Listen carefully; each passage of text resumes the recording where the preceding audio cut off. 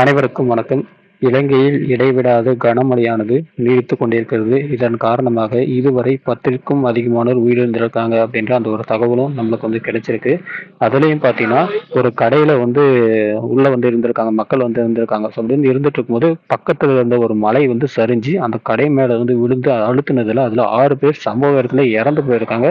இந்த மழையுடைய தீவிரம் ரொம்பவே மோசமா இருக்கு. வெள்ள அபாய எச்சரிக்கை விடப்பட்டிருக்கு. பல இடங்கள்ல பார்த்தீங்கன்னா, மக்கள் ரொம்பவே சிரமப்பட்டுருக்காங்க. நம்மளுக்கு தெரிஞ்சது 2 நாள் 3 நாளைக்கு முன்னாடி தெரிஞ்சது. இலங்கைக்கு மிகப்பெரிய வெள்ள பாதிப்பு இருக்குன்னு சொல்லி தெரிஞ்சது. இருந்தாலுமே முடிந்த அளவுக்கு அரசு சார்பிலும் சரி, முடிஞ்ச அளவுக்கு எல்லா நடவடிக்கை எடுத்துமே, அங்க நிறைய சேதங்கள் அப்படின்றது நடந்துட்டு இருக்கக்கூடிய அந்த விஷயத்த நம்மளால கண்கூடா பார்க்க முடியுது.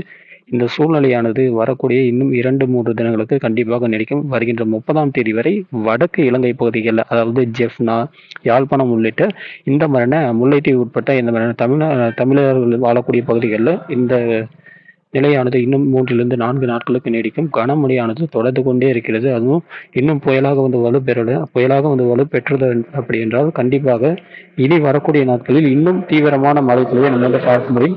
உயிரிழப்புகள் இல்லாம ஒரு மழையாக இருந்து போனோம் அப்படின்னா மிகவும் சந்தோஷமா இருக்கும். ஆனா இங்க இருக்கக்கூடிய இந்த ஒரு நிலைமை பார்க்கும்போது மிகவும் மோசமான ஒரு நிலைமையா இருக்கு.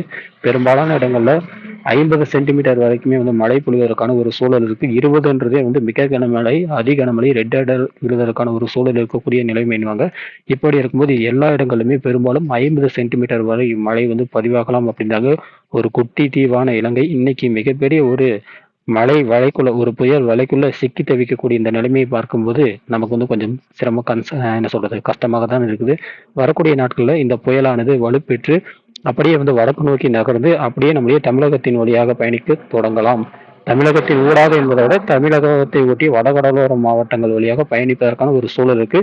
இருந்தாலுமே நிறைய மாடல்கள் வெளிநாட்டு மாடல்கள் எல்லாமே என்ன சொல்லுது அப்படின்னா, ஒரு சில கணிப்புகள் தமிழகத்தின் ஊடாக பயணிப்பதற்கான ஒரு சூழல் இருப்பதை போல காட்டுது. இன்னும் 48 மணி நேரம் நம்மளால உறுதியோட சொல்ல முடியும். இந்த பாதையில போகும், இந்த பாதையில போகும்னு சொல்லி நம்மளால ஓரளவுக்காச்சும் கொஞ்சம் ஒரு 80% உறுதியான ஒரு தகவலும் சொல்ல முடியும்.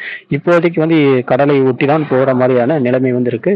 ஆனா ஒருவேளை தமிழகத்தின் ஊடாக பயணித்தது அப்படின்னா, எப்படி இலங்கைக்கு மிகப்பெரிய ஒரு வெள்ள பாதிப்பை கொடுக்குதோ, அதே போல மிகப்பெரிய ஒரு ஆபத்தை, மிகப்பெரிய ஒரு வெள்ள பாதிப்பை நமக்கும் கொடுக்கும்.